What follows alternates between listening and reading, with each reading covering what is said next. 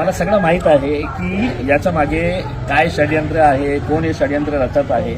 सगळ्यांना माहीत आहे की यावेळी MIM सगळ्यात मोठा पक्ष म्हणून जिंकणार आहे.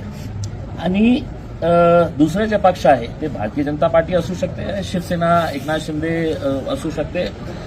त्यांना माहीत आहे की आपण जोपर्यंत MIMला रोखणार नाही तोपर्यंत ते त्यांनी जे लोकांनी निर्णय घेतलेला आहे की MIM पक्षाला आपल्याला निवडून द्यायचे आहे. म्हणून कुठेतरी किरायचे टट्टू जे असते ना, ज्यांना विधानसभेच्या वेळी किंवा लोकसभेच्या वेळी पैसे देऊन, हेच लोक आहे, हेच गँग आहे. तुम्ही शहरामध्ये विचार करा, तेच ते लोक जे विधानसभेच्या वेळी ऍक्टिव्ह होतात, लोकसभेच्या वेळी ऍक्टिव्ह होतात. त्यांच्या गाड्यामध्ये पेट्रोल कोण टाकतात, तर अतुल सावे टाकतात, संजय शिरसाट टाकतात. आता पुन्हा तेच गँग जे आहे ते कॉर्पोरेशन इलेक्शनमध्ये पण उतरलेली आहे. त्यांना पेट्रोल मिळालेलं आहे, त्यांच्या गाडी आता धावायला सुरुवात झालेली आहे.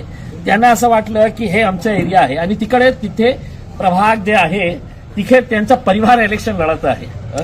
ते स्वतः कलीम खुरेशी नावाचा जे गुंड आहे, त्याचा भाऊ, त्याची बायको, त्यांचे हे सगळं परिवार तिथे लढत आहे. आणि त्यांचं म्हणणं आहे की आमचा एरिया आहे, आमच्या एरियामध्ये येऊ नये करते. म्हणून हे सगळं जे हल्ले जे आहे ना, एक भीतीचं वातावरण निर्माण करायचं की आम्ही तिथे येऊन प्रचार करायचा नाही, पदयात्रा करायचं नाही. म्हणून अचानक जेव्हा पोलीस उपस्थित होती, 25-30 गुंड आले, त्यांच्या हातात काही हत्यारं होते, फायटर्स होते त्यांच्या हातात, आणि अचानक त्यांनी हल्ला चढवला. गाडीवरही हल्ला झाला, तुम्हाला ते झाल्यानंतर त्यांना असं वाटलं की आम्ही आता आमची पदयात्रा आता थांबवणार आहे. मी कुठलेही थांबवलं नाही. मी पूर्ण पदयात्रा जे एंड पर्यंत होती तिथपर्यंत गेलो. मी ते पदयात्रा पूर्ण केली आणि त्याच्यानंतर आमची दुसरी पदयात्रा होती.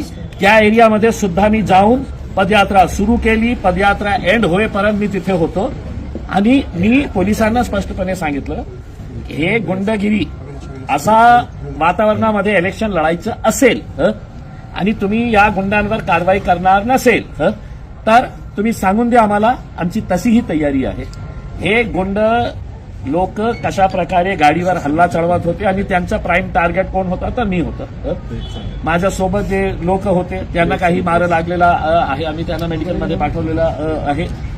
आता पोलिसांची वाट बघत आहे. पोलिसांनी मला आश्वासन दिलेलं आहे, आम्ही कडक कारवाई करणार आहे. जे हल्ले काही कारवाई असणार आहे कडक, ते मला बघायचं आहे. हल्ल्यामध्ये आपला अंतर्गत नाराजगत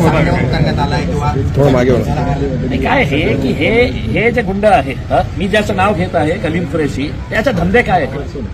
त्याचे धंदे गुटखेचा कारोबार करणारा, बायोडिझेलचा 2 नंबरचा धंदा करणारा, आणि जे शाळकरी मुलांना राशन मिळतं खिचडीचं, ते राशन ते उचलून गुजरातला अहमदाबादला पाठवतो. आणि इथे एक वालूजमध्ये एक फॅक्टरी आहे, कोणी अगरवाल नावाचा हे इंडस्ट्रियलिस्ट आहे मुंबईचा, त्यांच्या सोबत हे फॅक्टरी चालवतात. ते म्हणजे गोरगरीब मुलांचं राशन घेऊन त्याच्यामध्ये पैसा खूप आहे, तर त्यांनी सगळ्यांना विकत घेतलेला आहे. असं म्हणणं आहे की तुम्ही पक्षाची तिकीट विकले, हे हल्ला करणारे सगळे MIMचेच. तुम्ही कोण मला माझ्या पक्षातले आहे का? तुम्ही पक्षात होता कधी? नाही, कधी नाही होता. मी असं घाणेरड्या लोकांना माझ्या पक्षात कधी घेतलं नाही आणि घेणारी नाही. आणि मी विकला असेल तर तुम्ही कोण?